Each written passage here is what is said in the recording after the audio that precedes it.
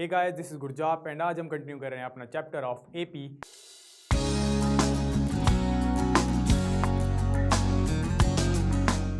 और आज हम इससे रिलेटेड कुछ और एग्जांपल सॉल्व करने वाले हैं and then will talk about arithmetic mean.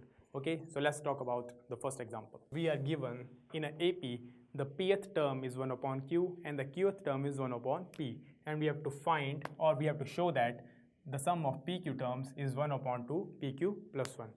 तो हमें दे रखा है कि जो pth टर्म है वो 1 upon q, तो हम nth टर्म कैसे निकालते हैं, an is equal to a plus n minus 1 into d. अब हमें दिया है pth टर्म, तो pth टर्म में क्या करेंगे, हम n की जगह p रिप्लेस कर देंगे, we get a pth term is equal to a plus p minus 1 into d, और उसकी वैल्यू दे रखी है हमें 1 अपॉन q, और qth टर्म दे रखी है हमें aq is equal to a plus q minus 1 into D is equal to 1 upon p। ये आ गई इक्वेशन 1, ये आ गई इक्वेशन 2। अब इसको सॉल्व करके हमें फाइंड आउट करना है एस पी क्यू की वैल्यू। तो एस पी क्यू मतलब एस एन, उसकी वैल्यू फाइंड आउट करने के लिए हमें क्या चाहिए होता है, एक तो हमें चाहिए होता है ए की वैल्यू, एक चाहिए होती है हमें कॉमन डिफरेंस की वैल्यू। तो उसकी वैल्यू कहाँ से निकालेंगे हम, इन दो इक्वेशन से।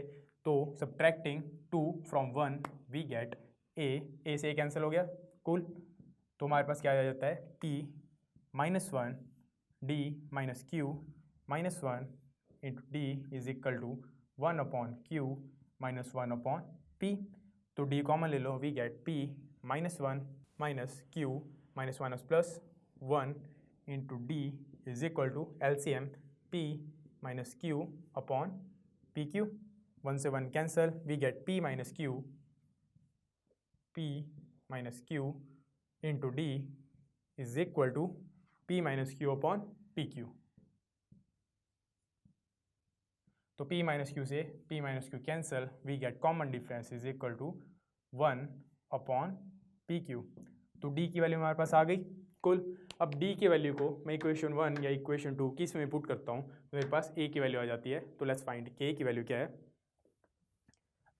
सो let's put the value of d in equation से इक्वेशन 1। तो मेरे पास क्या वैल्यू आ जाएगी, a plus p minus 1। Equation 1 में d की वैल्यू है 1 upon P Q is equal to 1 upon q, bracket open, we get a plus p upon P Q minus 1 upon P Q is equal to 1 upon q. p से p cancel, दोनों terms को right hand side ले जाओ, we get a is equal to 1 upon q. फिर left hand term में क्या बच गया हमारे पास, पॉजिटिव ऑफ 1 अपॉन क्यू, वहाँ जाके negative 1 upon q, 1 upon q. Second term is minus 1 upon p, वहाँ जाके plus 1 upon P q, sorry negative 1 upon P q, वहाँ जाके पॉजिटिव 1 अपॉन पी क्यू। तो 1 अपॉन क्यू से माइनस 1 अपॉन क्यू कैंसिल, ए की value भी क्या आ जाएगी, 1 upon P Q. So we have the value of A, we have the value of D, let's find the value of SPQ. So we have the value of A, we have the value of D, let's see the value of SPQ. So sum of PQ terms is equal to Sn में क्या होता था, Sn is equal to n upon 2 into 2A plus n minus 1 into D. तो n की जगह पे क्या put करेंगे हम, PQ, we get PQ upon 2 into 2A क्या है हमारे पास, 1 upon PQ plus n minus 1 that is PQ minus 1 into d, d is again 1 upon pq। इसकी वैल्यू फाइंड आउट करते हैं, वी गेट, यहाँ से ब्रैकेट ओपन कर दो, we get pq upon 2 into 2 upon pq plus pq upon pq minus 1 upon pq, which gives us pq upon 2 upon P Q minus 1 upon P Q minus plus 1।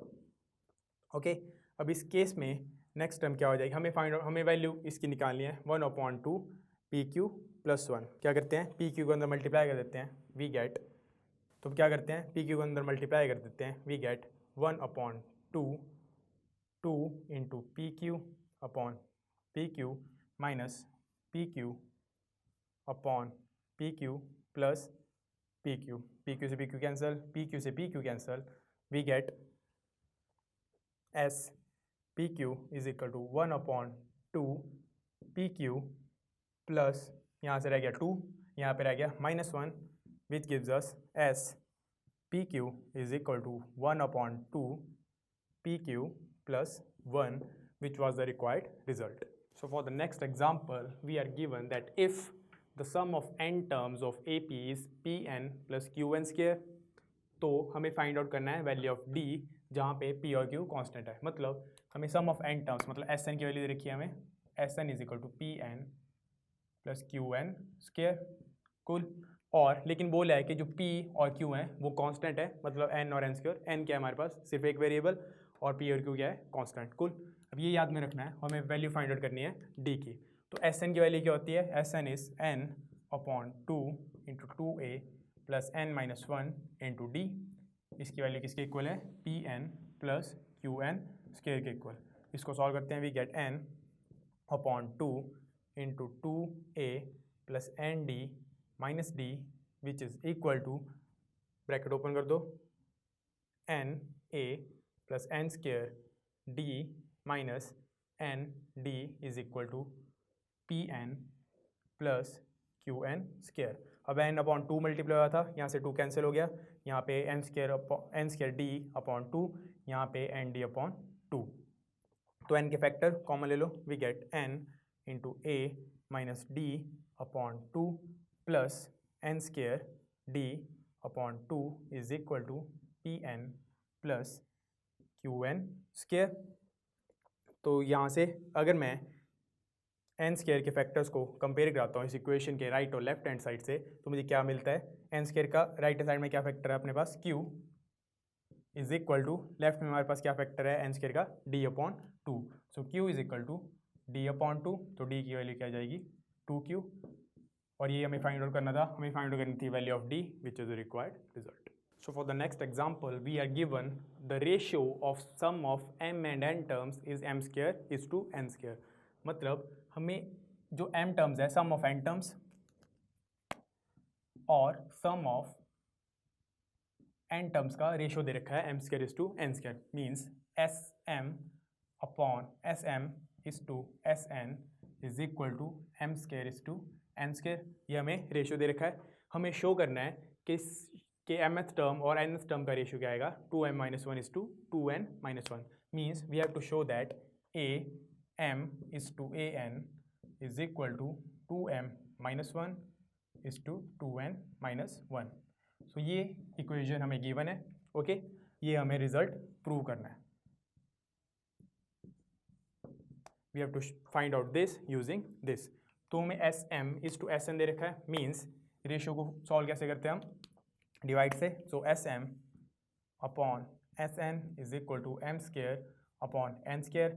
sm की value put कर दो, we get m upon 2 into 2a plus m minus 1 into D is equal to upon n upon 2a plus n minus 1 into D is equal to m square upon n square. Okay, अब इसको solve करने के लिए 2 से 2 cancel.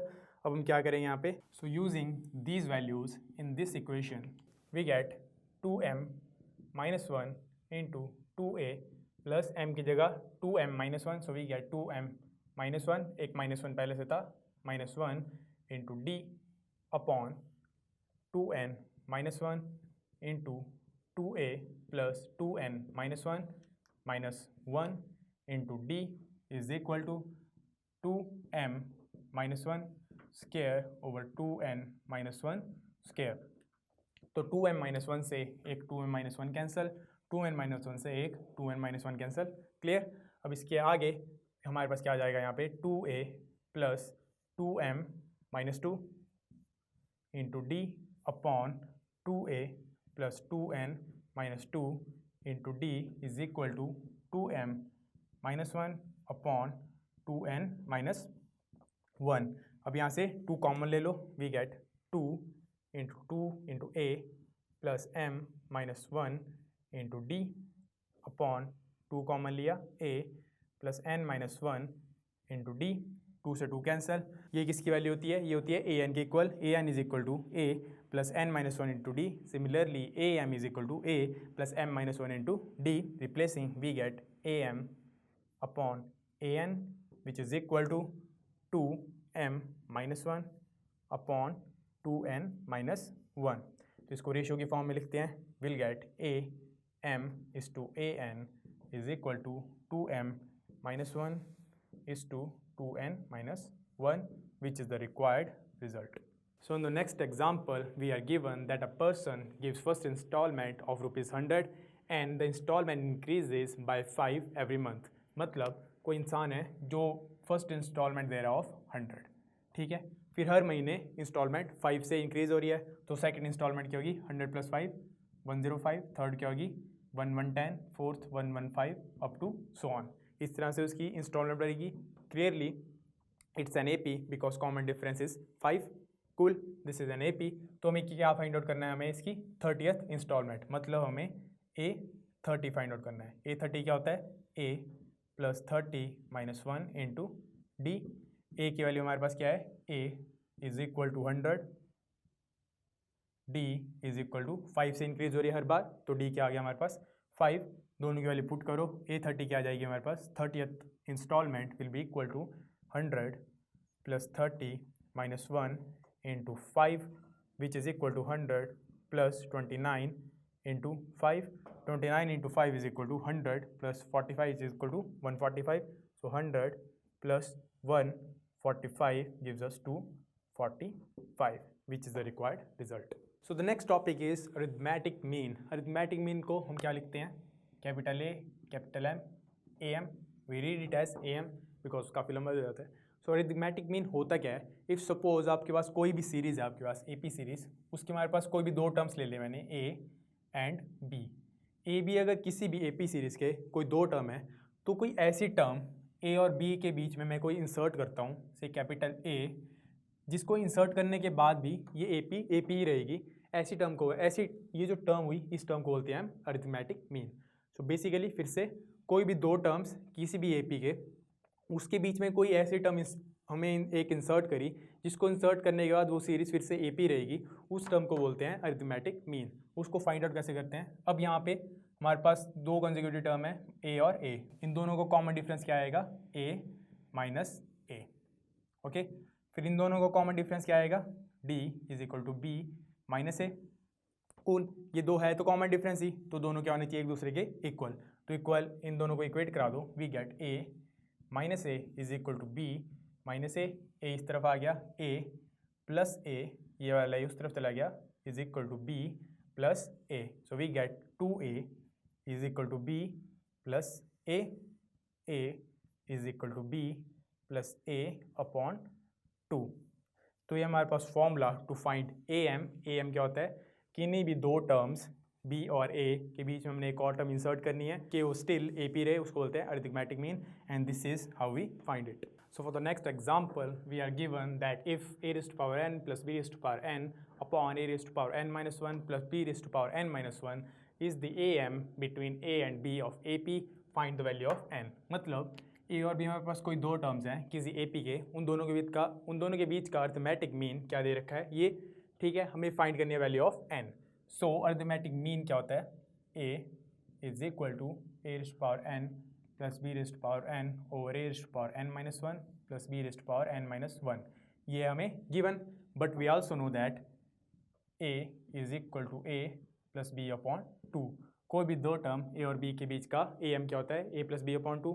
तो AM की हमारे पास दो वैल्यू है, दोनों एक दूसरे के इक्वल होनी चाहिए, दोनों को इक्वेट करा दो, we get a⁻n + b⁻n over a⁻n-1 + b⁻n-1 is equal to A + b upon 2। यहाँ तक क्लियर। इसके बाद क्या करेंगे हम, cross multiply, we get 2 into a⁻n + b⁻n is equal to A + b into a⁻n-1 + b⁻n-1। तो यहाँ पे दोनों के ब्रैकेट ओपन करें, we get 2 a⁻n + 2 b⁻n is equal to A का मल्टीप्लाई दोनों के साथ, we get a⁻n + A into b⁻n-1 + b into a⁻n-1 + b⁻n।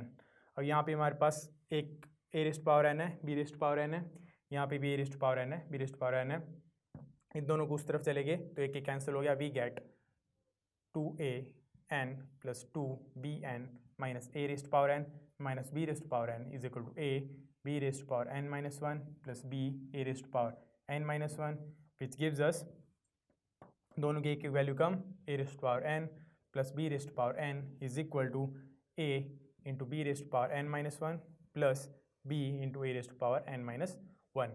अब क्या करेंगे हम a और b की टर्म एक तरफ ले आएंगे.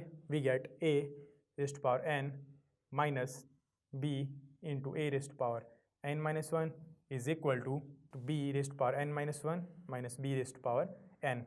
a raised to power n common ले लो. We get a raised to power n minus 1 into a minus 1 which is equal to b raised to power n minus 1. Okay, तो इन दोनों को कैंसिल कर दो. We get a raised to power n minus 1 is equal to b raised to power n minus 1. We reach this result.